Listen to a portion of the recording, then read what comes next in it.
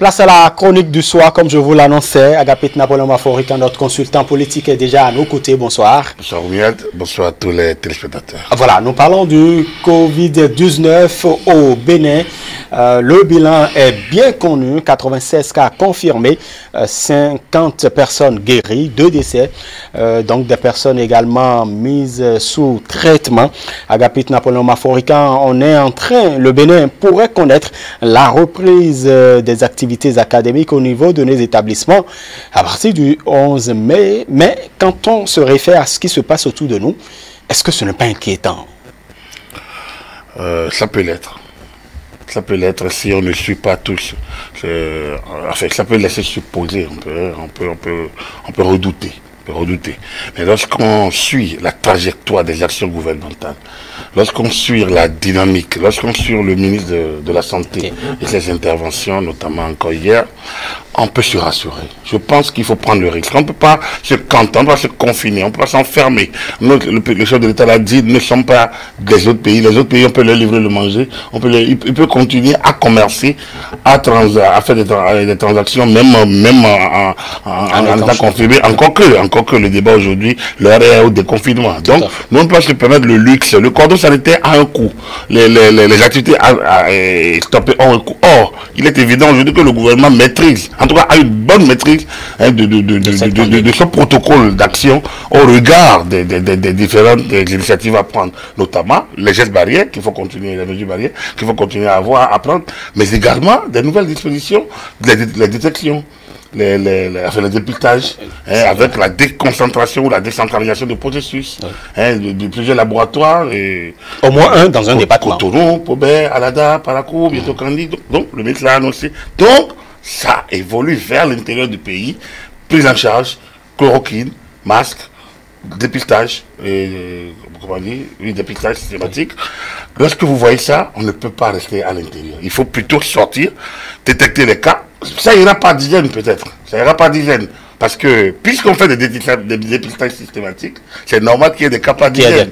Donc, il ne faudrait pas que nous soyons surpris de l'évolution des chiffres jour le jour maintenant. Parce que c'est justement juste là qu'on va atteindre peut-être un certain haut niveau avant de commencer à baisser. Ce qui serait inquiétant, c'est l'ouverture des frontières. Ce qui pourrait être inquiétant, c'est la réouverture systématique des frontières. Mais lorsque je me suis rendu compte que pas moins qu'une haute personnalité, très haute personnalité de ce pays a pu être mise en quarantaine. Je me suis dit, bon, le gouvernement est resté droit dans ses bottes en matière donc de gestion de l'entrée dans notre pays. Je pense qu'il faut garder, non, puisque bon, il y a une sorte de relâchement et quand on prépare la reprise de l'activité, peut-être qu'il pourrait y avoir des velléités. Je pense qu'il faut garder, à mon avis, très humblement, que nos frontières doivent pouvoir rester gardées, fermées, mais les acteurs et rouvrir progressivement. Les acteurs du monde syndical, notamment dans le secteur éducatif, préconisent par exemple la reprise des classes des amis d'abord et puis après, 2 semaines après, les classes intermédiaires. Je pense que, vous savez, le ministère de la Charge de l'Éducation, notamment de l'enseignement primaire, de l'enseignement secondaire, je pense qu'ils sont suffisamment aguerris. Ils sont sur le terrain, ils maîtrisent bien leur secteur. Les autorités en charge des questions sanitaires, ceux qui gèrent le dossier de Covid-19, je pense que tout ce monde sait de quoi il est question. Ils savent quelles mesures prendre. Moi, je pense qu'au regard de tout ce que nous avions vu depuis février, il faudrait leur faire confiance, entièrement confiance. Donc, franchement, on n'a pas à redouter. À chaque fois, nous, on aurait souhaité tant, le gouvernement va dans tel sens, on se rend compte que finalement, le gouvernement a raison d'y aller. Pourquoi ne pas lui faire confiance? Les propositions sont les bienvenues, je pense. Le gouvernement avisera. Très bien. Agapit Napoléon Maforica, nous sommes en pleine campagne médiatique. Bon, c'est inédit puisque c'est la première fois. Campagne exclusivement médiatique. Et effectivement, aujourd'hui, on voit ces relations qui se tissent entre les populations et les stations. Les populations, les partis politiques, les organes de presse et les populations. Voilà. Et ça se passe sur les médias. Comment voyez-vous le déroulement de cette campagne exclusivement médiatique? En tout cas, bon, pour les premiers moments que nous avons suivis, bon, ça va, les partis politiques jouent le jeu, les populations se résignent à cela. Je pense qu'on ne peut pas dire qu'elles sont satisfaites, mais elles peuvent quoi? Elles s'y résignent. Je pense que, bon, tout le monde joue le jeu, ça va. Vous déroulez sur les chaînes à la même heure, tout à l'heure, dans quelques minutes. Tout à fait, nous à 20h30. Nous allons nous caler et voir les messages, et on a le loisir, donc si vous êtes à la télé, donc de choisir, de changer et de voir un peu, et comme il y a la rediffusion, ça permet à ceux qui ont envie de suivre à nouveau, donc de suivre. Bon, mais vous savez, l'histoire, il faut toujours une première fois quelque chose. Tout à fait. Nous sommes à une expérience, on aura l'occasion donc de valider à la fin. Très bien. Vous avez l'impression que les gens suivent quand même? En tout cas, moi, j'y suis. Je suis un fidèle téléspectateur par ailleurs, pas parce que je travaille, mais je suis, parce que c'est inédit. C'est inédit, et je pense que les gens vont finir par s'habituer. Pas s'habituer. Parce qu'en réalité, les grands hasards, enfin, en dehors du spectacle que ça donne, franchement, il y a plus de brouhaha, plus d'animation, et puis bon, plus d'argent pour les médias, sans doute ça. Aujourd'hui, on n'a rien de tout ça, c'est vrai. Mais c'est une nouvelle expérience, c'est inédit. Bon, les affiches sont quand même là, hein, dans la vie. Oui, bon, on parlera de ça après, à la fin. Tout à fait. Donc, bon, ça c'est, oui, il y a de ces ouvertures. Il y a ce qui est autorisé. On verra bien.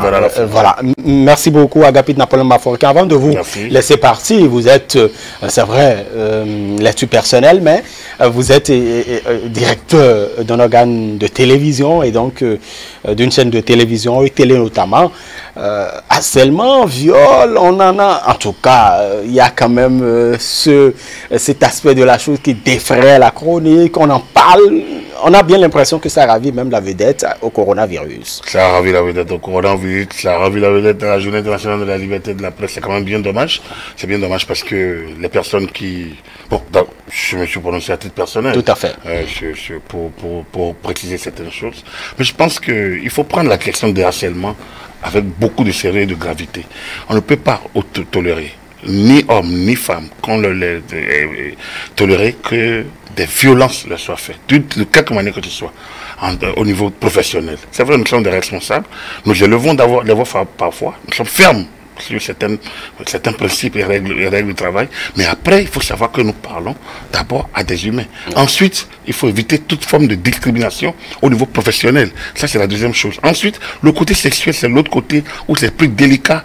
Il faut faire, la femme n'est pas une chose, la femme n'est pas un instrument, la femme n'est pas un objet. Et donc, mais cela dit, lorsque certaines femmes aussi chosifient, utilisent leur sexe comme des armes de conquête, de place, de position, de contrat, de renouvellement. Et, enfin, lorsque certaines femmes se laissent aller aussi, et qu'en bout de piste, n'ayant plus rien à gagner, elles se mettent aussi à raconter n'importe quoi sur tout le monde, je pense qu'il faudrait que l'opinion sache raison garder. Et pour moi, il est sûr, en tout cas, responsable d'une télévision, je pense que si moi j'ai un conseil, c'est que le procureur de la République se saisit de ce dossier, écoute les personnes concernées, et donc leur déclaration doit permettre au procureur de remonter à un certain nombre de personnages dont il parle, pour qu'on ne foute pas tout le monde dans le même bandé. Moi je vous dis toujours, défenseur de liberté, défenseur des droits, responsable par ailleurs, très ferme sur les principes, mais très ferme également sur le respect des droits individuels. Donc en la matière, je ne peux pas tolérer que des déclarations intempestives, même si ça choque l'entendement et que ça soulève la toile, je ne peux pas tolérer que des gens qui peut-être enfin, se sont tués pendant des années pour des raisons qui leur sont propres, se réveillent subitement et brutalement. C'est inquiétant. Mais cela dit, le processus, au niveau du harcèlement, le phénomène du harcèlement, des viols et autres violences, c'est des choses à combattre avec la dernière vigueur.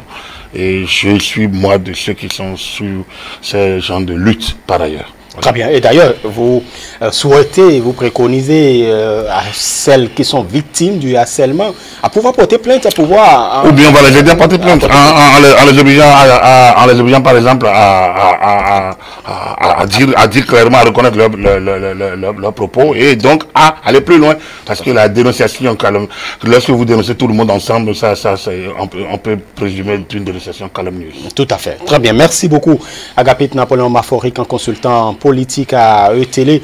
Merci pour ces éclairages, pour les sujets abordés avec vous. C'est ici que nous mettons fin à votre émission Le Grand Soir pour le compte de ce lundi 4 mai 2020. Tout juste après nous. Parce que les partis sont là, ils sont déjà là et ils vont prendre la place. Voilà, tout à fait. Tout à fait. Donc nous cédons la place. Merci de nous rester fidèles.